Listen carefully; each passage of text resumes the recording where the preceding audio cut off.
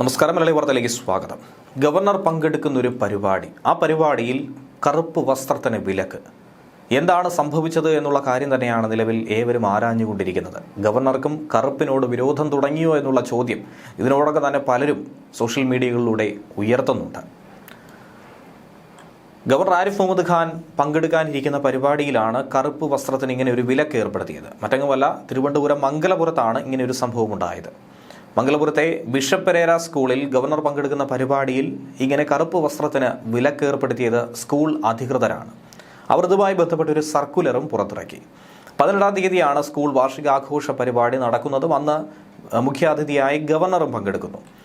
മുഖ്യമന്ത്രിയുടെ ചടങ്ങിൽ സാധാരണഗതിയിൽ കറുത്ത വസ്ത്രത്തിന് അപ്രഖ്യാപിത വിലക്കുണ്ടായത് നമുക്ക് ഏവർക്കും അറിയാവുന്നതാണ്. അത് വലിയ വിവാദമായി മാറുകയും ചെയ്തു. കറുപ്പ് കണ്ടാൽ മുഖ്യമന്ത്രിക്കുണ്ടാകുന്ന അമിതമായ ക്രോധവും ഒക്കെ തന്നെ നമ്മളേവരും കണ്ടതാണ്.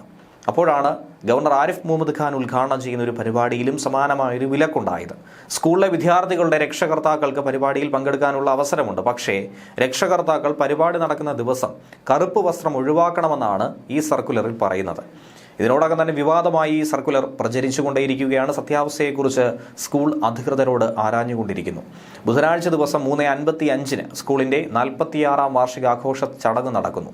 ഈ ചടങ്ങിന്റെ ഭാഗമായി പ്രിൻസിപ്പൽ രക്ഷകർത്താക്കളുടെ വാട്സപ്പ് ഗ്രൂപ്പിലിട്ട സന്ദേശത്തിലാണ് മാതാപിതാക്കൾക്കുള്ള മുന്നറിയിപ്പ് നൽകിയിരിക്കുന്നത്.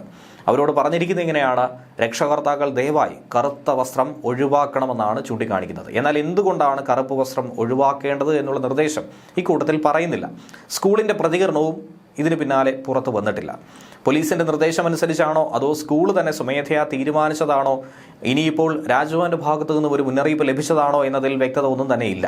പക്ഷേ ഇതിൽ ഗവർണർ ആരിഫ് മുഹമ്മദ് ഖാൻ കൃത്യമായ വിശദീകരണം നൽകിയിട്ടുണ്ട്. സ്കൂളിൽ വിദ്യാർത്ഥികൾക്ക് ഒരു യൂണിഫോം ഉണ്ടല്ലോ, അതവർ ധരിച്ചാൽ പോരെ എന്നാണ് ഗവർണർ ചോദിക്കുന്നത്. ഇനിയിപ്പോൾ ഇതുമായി ബന്ധപ്പെട്ട ഏതെങ്കിലും പരാതി ഉണ്ടെങ്കിൽ ഉറപ്പായും അതേക്കുറിച്ച് പരിശോധിക്കുമെന്നും അദ്ദേഹം തന്നെ പറഞ്ഞു. ഗവർണറുടെ സുരക്ഷ മുൻനിർത്തിയാണ് ഈ സർക്കുലർ പുറത്തിറക്കിയിരിക്കുന്നത് എന്നുള്ള നിഗമനത്തിലേക്കാണ് എത്തുന്നത്. എന്നിരുന്നാൽ പോലും അത് ആര് എങ്ങനെ ഒരു നിർദ്ദേശം നൽകി എന്നുള്ളത് കൂടി പുറത്തു വരേണ്ടതാണ്. ന്യൂസ് ഡെസ്ക് മലയാളി വാർത്ത.